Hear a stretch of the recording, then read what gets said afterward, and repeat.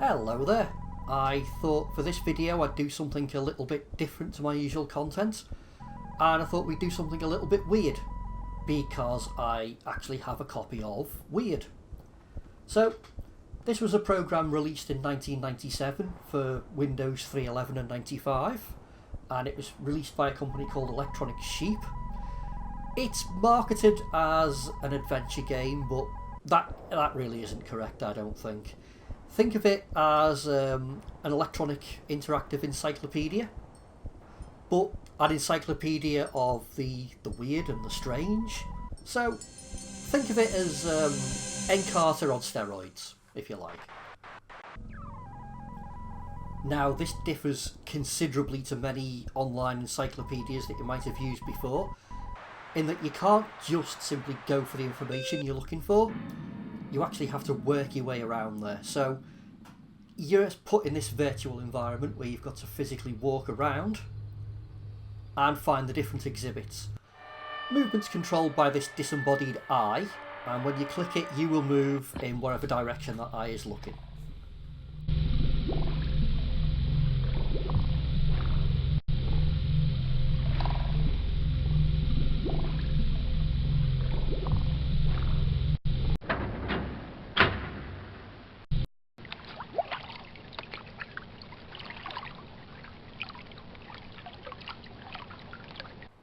So in each of the chambers you'll visit, you'll come across interactive clickable icons, and clicking on these icons will bring up details of the story that it relates to. In this case we've got the story of the Jersey Devil. Some of the stories can be really disturbing. For example, this one, it's about a Ukrainian woman in the 1970s who woke up during her autopsy. So yeah, not going to have any nightmares about that at all. Apparently she developed X-ray vision after the whole incident. And the information isn't all text-based either. It can be a mixture of text, photograph, video.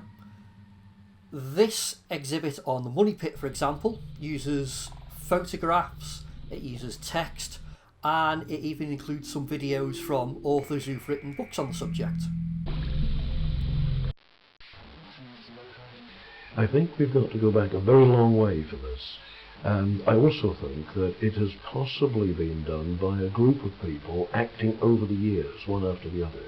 We may be going back 1,000 years BC. Now, we're all familiar with the legend of Bigfoot, but were you aware that in Russia they have a legend of a creature called the Alma, which is very, very similar?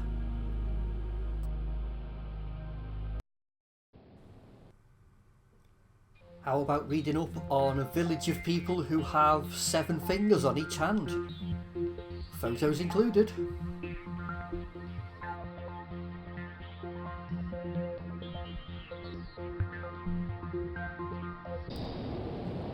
And how good is your knowledge on reincarnation, for example? Everyone knows about reincarnation, where a departed soul returns in the body of a new life, rather like some spiritual revolving door. But a somewhat less well-known phenomenon is that of the transmigration of the soul, where a departed spirit returns in the body of someone who has just died. Now, as I've said, you do have to explore to find the different exhibits. You can't just simply go straight to something you're looking for. But it's not just as simple as walking around. Oh no. There are various puzzles that you have to complete to unlock doors, to progress, which I think were purely put there just to annoy me, like this game of Simon, for example.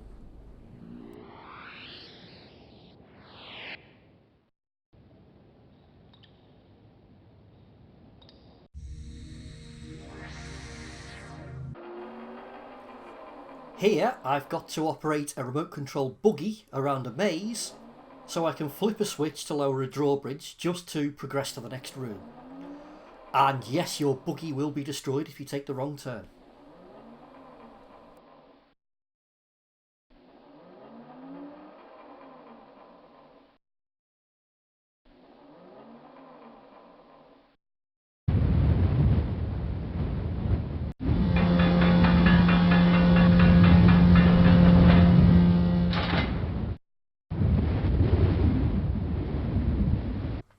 So in this puzzle, I've got to create a path so I can walk across a giant chasm into the next chamber.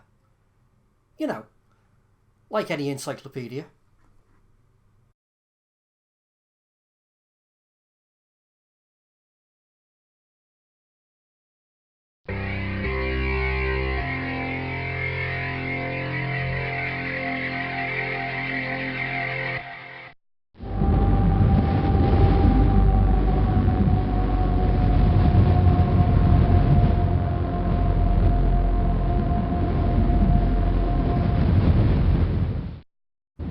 Oh, and this is a thing that can happen.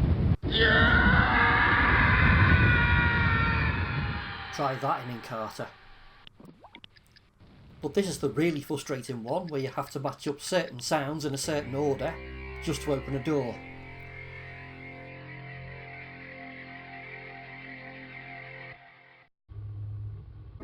Do you know, it's all worth it for the extra exhibits. For example, did you know that Alec Guinness had a premonition of James Dean's death?